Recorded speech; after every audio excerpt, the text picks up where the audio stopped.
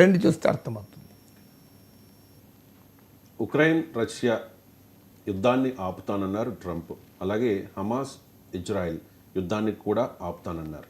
మరి భారత్ పాకిస్తాన్ల మధ్య ఇంతటి ఉద్రిక్త యుద్ధ వాతావరణం నెలకొని ఉంటే అమెరికా అధ్యక్షుడు ట్రంప్ ఏం చేస్తూ ఉన్నాడు సార్? అసలు మొదలు అక్కడే యుద్ధాలు ఆపలేకపోయాడు. ఉక్రెయిన్ పీస్ ప్లాన్ ఇప్పటివరకు మ్యాక్సిమం అయితే ఉక్రెయిన్ మినరల్స్ కొట్టేశాడు అంతే.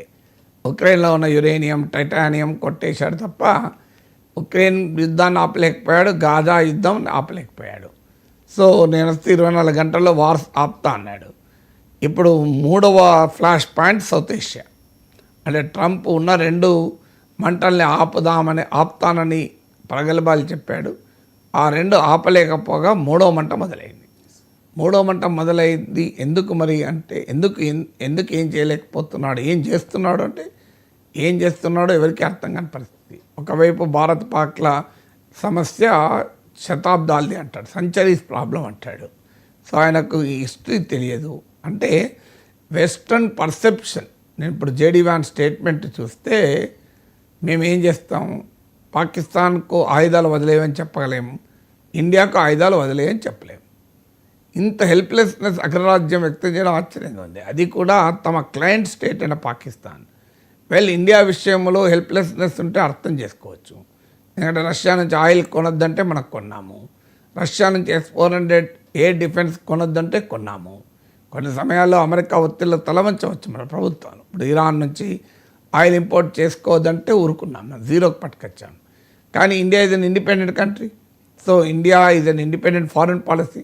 పాకిస్తాన్ అది అలా కాదు కదా. పాకిస్తాన్ ఒక ఉపగ్రహ అది ఎవరి అలా F-16 యుద్ధ విమానాలని మనం కూల్చేసాము. F-16 ఇచ్చింది ఎవరు? అమెరికా.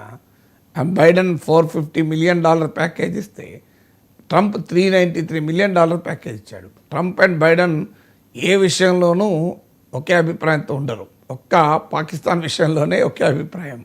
ప్రతి దాంట్లో బైడెన్ విధానాన్ని ట్రంప్ వ్యతిరేకిస్తాడు. ఒక్క పాకిస్తాన్ విషయంలో మాత్రం ఇద్దరు ఒకే వైఖరి తీసుకున్నారు.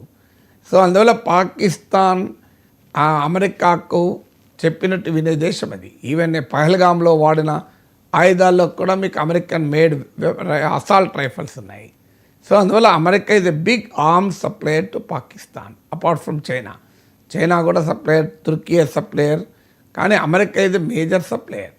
పాకిస్తాన్ ఇక్కడ దాకా ప్రెస్లర్ సవరణ, యాంక్ బ్రౌన్ సవరణ, ఇలా అమెరికన్ చట్టాలకు రకరకాల సవరణలు చేసి పాక్ ఈవెన్ న్యూక్లియర్ టెక్నాలజీస్ కూడా అందుతున్న అమెరికా ప్రేక్షక పత్రం వేయించాయి. మరి అమెరికా ఎందుకని ఇప్పుడు ఆపలేదు? ఇప్పుడు ఒక చిన్న ఉదాహరణ చెప్తాను మీకు. F-16ను తీవ్రవాదులపైన వాడటానికి అమెరికా ఇచ్చింది.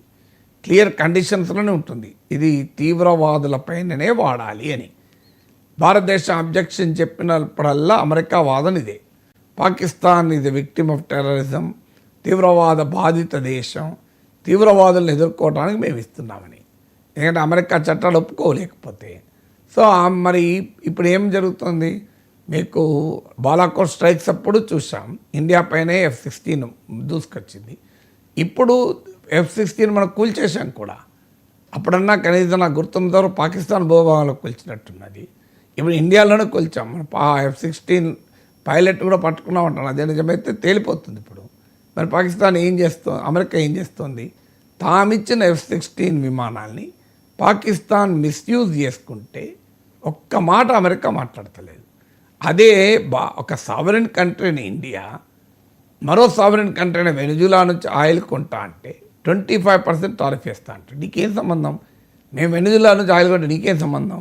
అది పోనీయండి. మా రక్షణ కొరకు రష్యా నుంచి S-400 మిసైల్ డిఫెన్స్ వ్యవస్థ కొంటామంటే అమెరికా కార్సా చట్టం కింద మన పైన ఆంక్షలు విధించింది. కార్సా చట్టం అంటే countering American adversaries through sanctions act అంటారు. అంటే అమెరికా శత్రువులతో సంబంధాలు పెట్టుకున్న వారిపైన ప్రయోగించే చట్టం ఇది. అయినా మనం వినకుండా రష్యా నుంచి S-400 మిసైల్ డిఫెన్స్ సిస్టమ్ కొన్నాం. చైనా కొన్నది, తుర్కీ కొన్నది, వాళ్ళపైన అమెరికా ఆంక్షలు కూడా విధించింది. మరి మేము రష్యా దగ్గర ఆయుధాలు కొంటే నువ్వు ఆంక్షలు విధిస్తావే, మరి నీవు పాకిస్తాన్కి ఎందుకు ఆయుధాలు ఇచ్చావు? మన అమెరికా పైన ఎవడో ఆంక్షలు విధించాలి? ఇంత హిపోక్రసీ ఏంది అమెరికాది. అమెరికా ఒకవైపు మేము తీవ్రవాదాన్ని వ్యతిరేకిస్తామని చెప్తూ తీవ్రవాదాన్ని ప్రోత్సహిస్తున్న పాకిస్తాన్ పైన ఒక్క మాట అమెరికా ఎందుకు అనలేకపోతుంది? మేము భారత్ అనలేం, పాకిస్తాన్ అనలేం అనేటువంటి ఈ వైఖరి ఏంటి అనేది క్వశ్చన్. అందువల్ల అది వెస్టర్న్ హిపోక్రసీని తెలియజేస్తుంది. ఇదేదో కేవలం ట్రంప్ అజ్ఞానాన్నే కాదు. So America do not want intervene. మనం మీడియేట్ చేయమని అంటలేం. ఏమనంటే మీడియేట్ చేస్తూ ఉంటారు. అని మీడియేట్ ఎవడు అడిగిండు? మా మీడియేట్ ఎవరి మధ్య చేస్తాం? మాకు వాడికి ఉన్న వివాదంలో మీరెవరు? మీరు మీ వాడు కనుక వాడికి చెప్పండి. పాకిస్తాన్ అనేది భారత్ పైన అన్యాయంగా దాడి చేస్తోంది, తీవ్రవాదాన్ని ప్రోత్సహిస్తోంది, ఈ ప్రాంత సుస్థిరతను దెబ్బతీస్తోంది. మీ క్లయింట్, మీరు కస్టమరు అమెరికా చెప్తే వింటుంది పాకిస్తాన్. దానికి ఉదాహరణే అమెరికా కోరితే పాకిస్తాన్ తాను సృష్టించిన తాలిబాన్ పైన తాను యుద్ధం చేసింది. అదొక ఉదాహరణ, అమెరికా చెప్తే వింటుంది అనడానికి. రెండవ ఉదాహరణ ఒసామా బిన్ లాడెన్ 5 ఏళ్ళు పాకిస్తాన్లో రక్షణ కల్పిస్తే మళ్ళీ అమెరికా వాళ్ళు వాడిని లేపేయాలనుకుంటే అవకాశం ఇచ్చింది కదా పాకిస్తాన్.